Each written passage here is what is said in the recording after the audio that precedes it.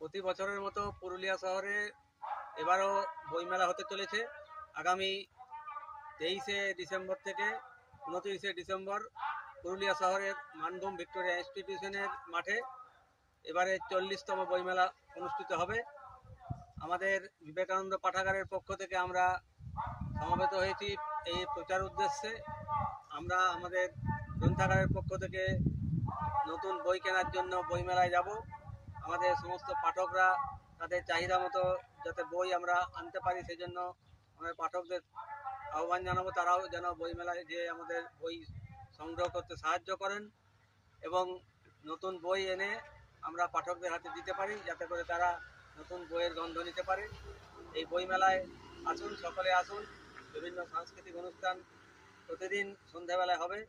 তাছাড়া কলকাতার নামি দামি প্রকাশক, পুরুলিয়ার প্রকাশক সকলেই এসে তাদের প্রকাশিত বইগুলি উপস্থাপন করবেন।